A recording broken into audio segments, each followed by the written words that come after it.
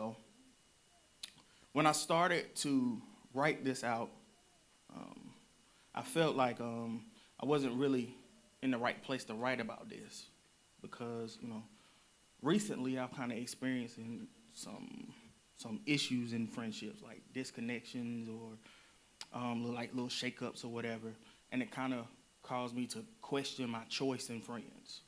Um, However, when I was sitting down writing it out, I heard clearly God say that, like, you know what to write for this sermon because you've experienced what it shouldn't be. You've experienced how you should be different in friendships as well. And so today is not going to be one-sided where we're just talking about what other people should be doing. Amen. I want to address what we should be doing as well, because sometimes it's not them, it's us. Amen. I'm going to start with Proverbs 18. Proverbs 18.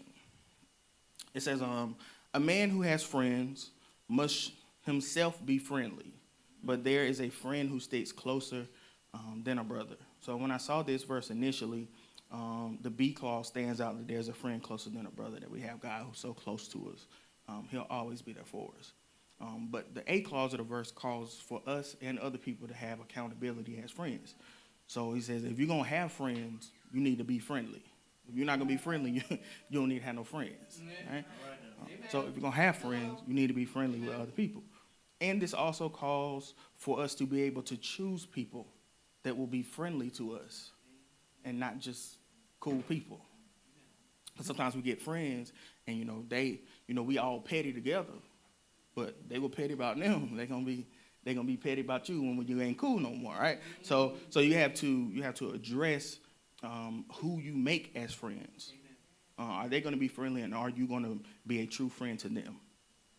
Let's go to Colossians 3. I almost said bless you. Colossians 3, I'm going to go to verse 12. It says, since God chose you to be holy people he loves, you must clothe yourselves with tender-hearted mercy, kindness, humility, gentleness, and patience. Make allowance for each other's faults and forgive anyone who offends you. Remember, the Lord forgave you, so you must forgive others. Above all, clothe yourselves with love, which binds us all together in perfect harmony. Verse 14 suggests that harmony with each other comes from perfect love. Us showing love towards others creates perfect harmony. For us to truly be together, we must actually love people. If you're going to be a friend to a person, that calls for you to have a godly love for them. And we must make allowance for people's faults. Sometimes when people do us wrong, we want to just cut people off. I get to that a little bit later. we driving up my street now. You want to just end stuff, because people hurt your feelings. But this suggests that we must make allowance for other people. It doesn't say that we must let people abuse us. It says we make allowance for people to make mistakes and to forgive those who offend us. Let's go to Proverbs 17 and 17. Got some Bible today, Elder. Proverbs 17. It says, a friend loves at all times, and a brother is born for a time of adversity. We call people bro and sis a lot, but are they born for your time of adversity? Quiet. Another version says a friend is always loyal, and a brother is born to help in time of need. Yes. When we say we're going to be somebody's brother and sister, we should be there for them in their time of need. Are we there when they're in a place of adversity? Yes. If they make a really bad mistake, can you cover your friend? Or is I don't really know them like that? Things happen and people kind of fade to the background. Can you be there for your friend? That might not have been right, but that's my friend. You ain't going to do my friend like that. They was wrong. You check them in the car like, man, that was crazy. But you you protect your friend. And so when I was writing this out, I was trying to figure out how to word certain things. And God gave me some things that I believe it's not the only things that will qualify as a good friendship, but if they are showing these, or if you are showing these, you're being a true friend to them. A true friend exhibits godly love, like as we said in Proverbs 17. And they show godly love by protecting, inspiring, correcting, and giving direction when they have it. So the first one I want to talk about is protection. We'll go to Ecclesiastes 4 and 9. It says, two are better than one because they have a good return for their labor. Verse 10 says, if either of them falls down, one can help the other up. But pity anyone who falls and has no one to help them up.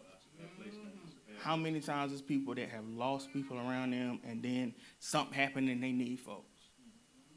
And I don't understand why I don't have nobody. Because you mean. Oh, watch it. Hello. Go back to verse 9. It says two are better than one because they have a good return on their labor. So when you're working with people, when you're working together, you can be more efficient. Right. When I saw this, I was thinking about at work how the first 4 rooms on the hall are the 2 mentors and me and another beginning teacher, right? And we always would walk over there in the middle class, tell the kids, don't make no noise. We'll go over there and ask a question about something because we don't know, how to do stuff, right? And then we started to collaborate, making lesson plans, things like that. It made it easier because you were more comfortable. When you have people who you can walk through life with comfortably, that you can trust, it makes things easier to do. They can inspire you to be better, which I'm going to get to in a minute. But they can protect you. As I was saying before, your friend can be wrong and you can still protect your friend and then tell them the truth. There you go. Well said. And they can protect you whether that's naturally or spiritually. Can they pray for you when you're in a bad place? That's why we got to have friends that, all our friends can't be unsaved. I know they more fun, but you got to have some saved friends that can pray for you and can actually pray. And will be there for you in those times where you need them. Yes. That's protection. Yes. For them to be able to see something that's bad, yes, they can speak to you about it. They don't put you in dangerous situations, which you're going to see in a minute. So if someone is to fall down, one of the main things a friend's supposed to be is there to help them up or prevent their fall. Amen. They're there to protect them. They're there. So I saw a quote that I thought was really good. It says, a true friend is someone who sees the pain in your eyes while everyone else believes the smile on your face. I was like, boy, that is cold. A true friend is someone who sees the pain in your eyes while everyone else believes the smile on your face. This calls for us to really be able to understand a person. Can we be, connection tight? Can you be transparent with people? A person, when you're with your friends, like you got to understand them, be able to see them and just be like, well, what's going on? Because once you get close enough to somebody, a close enough connection, you can read them. They could be smiling, laughing, and joking. What's wrong with you?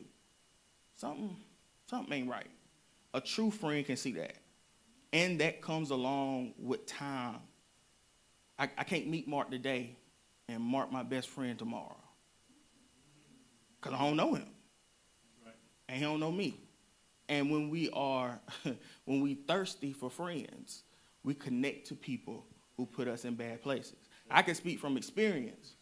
You thirsty for that love and that to go out and hang out with your friends and go do things, and you connect to people too fast. So your friend is there to protect you.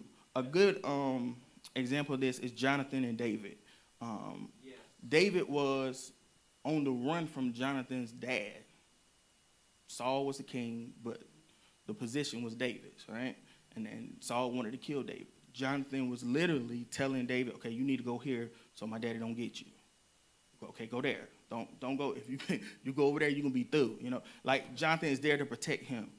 The flip side is Jonathan dies. Later in life, David is still protecting Jonathan because he protected his son who went and got Mephibosheth. So when you have people that you can trust, your children can be protected from a good friendship. Or they could be harmed by a bad friendship. So who you have there can protect you, or they can put you in danger. Another example, 1 Samuel 13. That's the story of Amnon. So Amnon was in love with his stepsister. and one of his friends could see that he was feeling down. He was like, well, what's wrong with you? He told him that he wanted to be with his sister. All right. Now, Amnon came to him just saying that was something I wanted. He went to Jonadab, I think that's what you said. Jonadab tells him a way to get it, a way to take something that he's not supposed to have. Bad friendship. That leads me to my next scripture, 1 Corinthians 15 and 33. It says, do not be misled. Bad company corrupts good character. Now, I was debating whether or not to tell this story, but it is what it is. So, careful. Years ago, I met some new friends, right? And we were all cool. And I noticed very early on in the relationship, they were always late for stuff, right? And so it started out as the joke, like, man, y'all always late. That don't make no sense, right? And so so we ended up, we would get the gigs late. We get to the dinner, the movies late. We always late. And then one day my daddy told me, why you been so late lately? I be late for church, coming in late to practice. You used to be on time or early. Now all of a sudden I'm just late. I got comfortable. Like, that's just a little funny example, but bad company can have a person that was walking in integrity and love in one way to completely change. So the first thing was protection. True friendship also has inspiration. They inspire you to be better, or they inspire you to be worse. Somebody is going to change the other. All right? So bad company corrupts good character, which says to me that if you have good company, they can bring you back. You should look for people in your circle that are better than you in what you do, that are further than you in what you do, that have more than you, so they can be the example. You know? So you need someone that can protect you. You need somebody that can inspire you. Proverbs 13 and verse 20. It says, whoever walks with the wise becomes wise, but the companion of fools will suffer harm. So if you connect to people and then stuff start going bad, how my daddy said, fools. Might have one of them in your camp, Quan. If you walk with people that are wise, you become wise. All right. And so basically, in friendships, one person is gonna rub off on the other. Before you know it, you all talk the same. Me and one of my friends, all we call each other is Rev. I don't think we said each other's name to each other in years. Rev, what's going on, Rev? It's you begin to talk the same, you walk the same, you think the same, which means somebody had to change. Somebody came in thinking a different way than the other. So if it's not a good example, it can corrupt who you are, or it can make you better. So the first one is true friendship has protection. Second one is it has inspiration. The third one is it has correction. And this when stuff get a little shaky. Yes, sir. Right? Yes, sir. So when you gotta be able to have communication good enough where you can check the other person and they don't get tight, or they can check you and you don't get tight. So where you can hear what they say, and even if it come out wrong, you can find the lesson in what they saying. You know that I trust them enough that even if they said it wrong, they meant right. Yeah. But this also means people can mean right and do it wrong. And you may need to reposition them. So sometimes people may not be doing things, they may not exemplify all of these qualities I'm talking about. That don't mean you just cut them off. You got to just move them around a little bit. I get to that at the end. But correction, here's another quote. It says, a true friend accepts who you are, yes, but also helps you to become who you should be. Come on, push me to get there. Wow. That's good. So they push you to be better. Yeah. They push you to go further. Yeah. They push you to go to that next place. And when you get there, they don't get jealous of you. Hello. Amen. Come on now. Amen. Lord, the baby coughed all that. So they push you. Someone's got a little friend at daycare, don't want her to be better. Your friends push you to become better. They want you to be successful. Amen. If you make it too far, if you make it way past them, they don't start hating you. If they see you going wrong, they can correct it, and they have the wisdom to do it. So this point right here is more of a personal one. that you can hear correction and take it correctly Come on. and not get tight with people when they just trying to help you. Yes, sir. That's well said. Okay, so we have protection, inspiration, correction, and direction. Now, this one is important because the person has to have the wisdom to direct you correctly. Proverbs 27 and 9. Good. It says, the heartfelt counsel of a friend is as sweet as perfume and incense. The Message version of it says, just as lotions and fragrance give sensual delight, a sweet friendship refreshes the soul. Yes. Yes, sir. You have Yes, people sir. who make you better, Yes, sir. people who can give you wise counsel. Earlier I was talking about Amnon and Jonadab. He gave him ridiculous advice, stuff that puts him in danger. Amnon got killed over that. And Jonadab was right there to say, yeah, they killed him, but they didn't get him.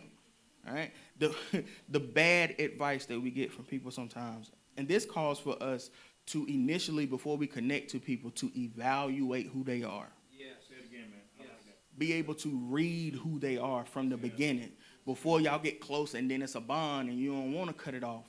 If you can read stuff from the beginning, or you can hear people who have wise counsel to tell you they cool, but you might want to watch out for this.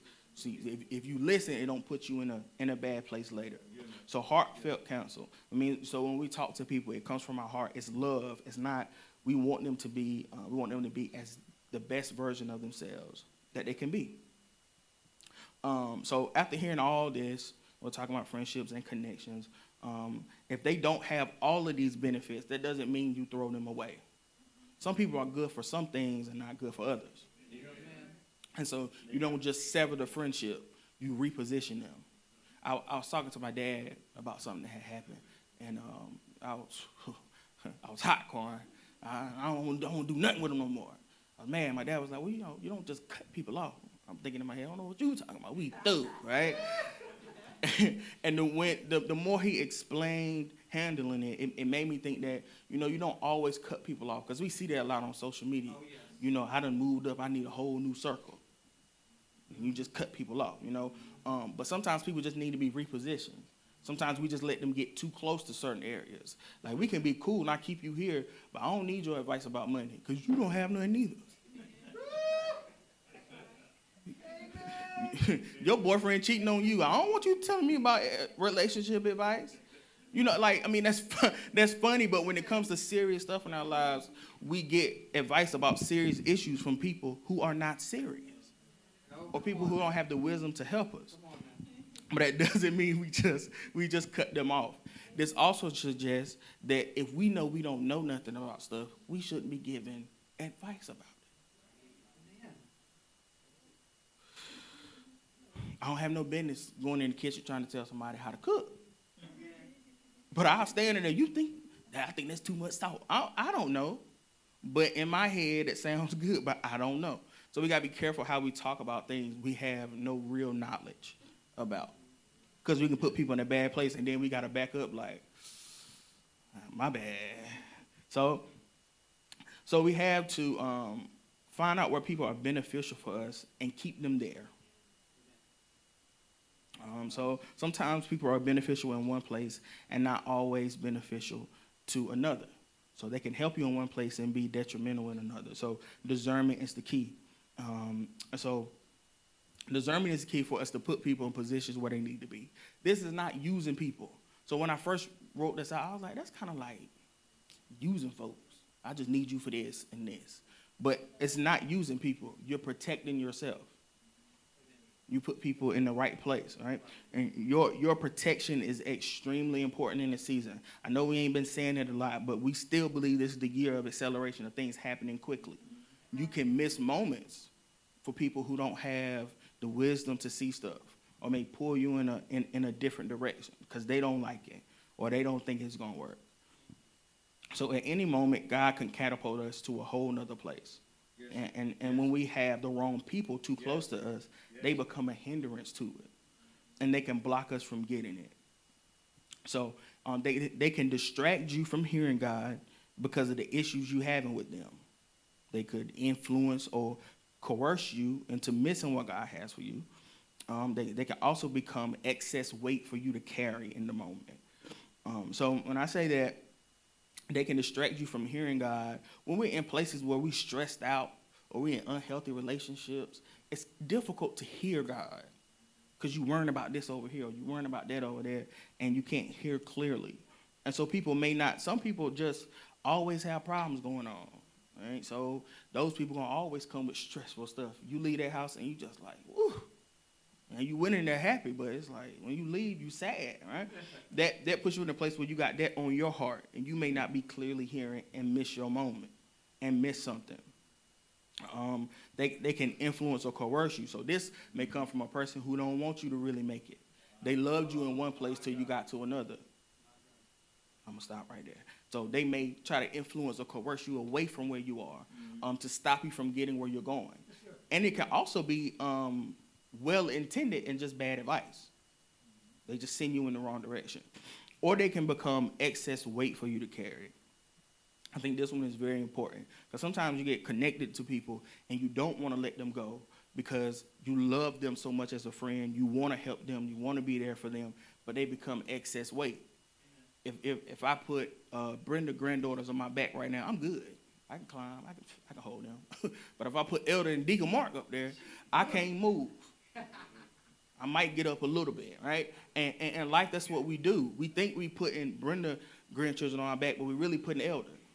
Because we think things may be small, a person may not be that big, and it becomes heavier and heavier and heavier, and you got to drag a person somewhere, and that takes your energy. We also need to make sure we're not that person for somebody else. Yes, amen. Where we're so constantly dependent on them, we're slowing them down. So we have to be careful. So as we progress and grow in life, you have to be careful because once we grow, if you're not careful, you would think you may have progressed past people. Whoa. They not good enough no more. Whoa. I got money now and they broke. All right, but you don't think about it. You don't think about the other benefits they bring to your life. So we gotta make sure we don't cut things off too early. This is about showing yourself as a friend. If you want friends, you must show yourself friendly. And so again, we must make sure that we are being the friend we should be. It's not always about what we're getting from a friendship. What are you putting into the friendship as well? Wow. Are we making people better? Can we go the extra mile? I saw this quote and I was like, it says, there are no traffic jams along the extra mile. Wow. It says there are no traffic jams along the extra mile. Wow. Basically, it's saying when you go the extra mile, it's so many people that don't do it. It don't be nobody else on the road. You know how you drive at night and you just out there getting it. Ain't nobody in your way. But if you come to Greenville at 8:30, it's like, look where we at. Cars everywhere, right? That extra mile is such an easy, and when you're driving in a place where it's not a lot of traffic, it's much easier to move and go in and out and go in, and you can't do that. But this suggests that going the extra mile has no traffic jams. So it's not a lot of people that are willing to do that. Can we say we will go the extra mile for another person? And this quote applies to every area of our life. Will we go the extra mile in friendships, in our relationships, in church? Are we willing to go that extra mile for ministry? Are we willing to give that little bit extra to be able to go further? So we must have friends who are willing to grow with us as well. Because if you have people who don't want to grow, once you grow, it causes a whole new dynamic in your relationship, right? And so the last points, and I added this one this morning, Dad. I didn't have that. But it's also important for us to understand how to make friends. Yes. I was thinking about that, like how do you find good friendships? And I found, and maybe this just me, we just talking about me, that friendship will go wrong, and I'd be like, they don't understand me. They don't know me. People don't get along with me. And it could be that you don't know you. So you connect with people that don't mesh well with you. You connect to the wrong type of people, and they hurt you because they weren't created to help you. If you connect to people who mesh well with you and can make you be better and can push you to be better, you can go further. And so lastly, all of this, we must keep grace and have grace for people to do better. Because sometimes people just don't know better. They don't know they hurting you like that. And if you don't go to them and establish the boundaries early, they just going to do what they usually do. I experienced that too. I'm like, why would they cross that boundary? Well, I ain't never said it either. Right? And then they hurt you and then you mad, but you didn't tell them you can't do that. And they went too far. And so if you can establish the relationship, it can go further and you have grace for other people. And when you have grace for other people, people have grace for you.